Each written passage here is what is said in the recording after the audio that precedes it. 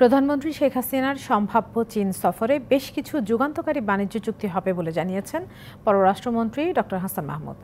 আগামী মাসের দ্বিতীয় সপ্তাহে এই সফর হবার কথা।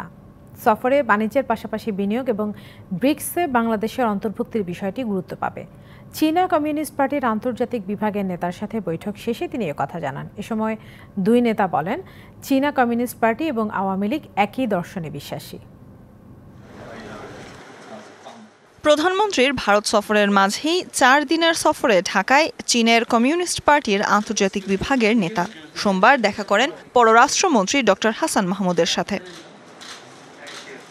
প্রধানমন্ত্রীর চীন সফর, দ্বিপাক্ষিক বাণিজ্য, বিনিয়োগ, উন্নয়ন ও ব্রিক্স নিয়ে দুজনের আলোচনা হয়।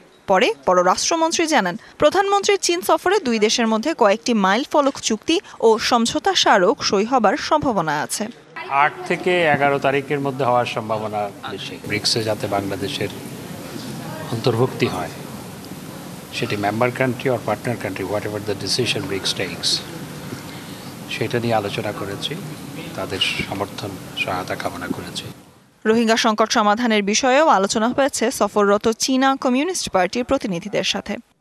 মায়ানমারকে পার্সু করার জন্য যাতে তারা রোহিঙ্গা রিপ্যাট্রিয়েশনটা শুরু করে, তো তিনি বিষয়টি অত্যন্ত গুরুত্ব সহকারে নিয়েছেন এবং তাদের ক্যাপাসিটিতে যতটুকু করা সম্ভব সে ব্যাপারে আমাদেরকে সহায়তা করবেন বলে আশ্বস্ত করেছেন। আর প্রধানমন্ত্রী শেখ হাসিনাকে চীন সফরে স্বাগত জানিয়ে বাংলাদেশে পণ্য উৎপাদন, বিনিয়োগ বাড়ানো ও অবকাঠামো তৈরিতে আরও সহযোগিতা দিতে চীন প্রস্তুত বলে জানান লিউ জিয়ানচাও। আমরা আশা করছি প্রধানমন্ত্রী শেখ হাসিনার আসন্ন চীন সফরে বেশ কিছু যুগান্তকারী বাণিজ্যিক চুক্তি হবে। উৎপাদন এবং বাণিজ্য নিয়ে আলোচনা হয়েছে। দুই দেশের যেসব বিষয়ে আগ্রহ সেগুলো নিয়ে কথা হয়েছে। তবে দুই নেতার এই বৈঠকে তিস্তা মহাপরিকল্পনা নিয়ে কোনো আলোচনা হয়নি। আমার সাথে ওভারঅল ডেভেলপমেন্ট নিয়ে আলোচনা হয়েছে। বিকেলে পররাষ্ট্রমন্ত্রীর সাথে সাক্ষাৎ করেন ইতালির পররাষ্ট্র সচিব Ricardo গুয়ারিগ্লিয়া।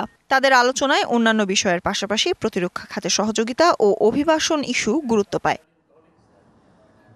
Sultana Swarna, DBC news, Dhaka.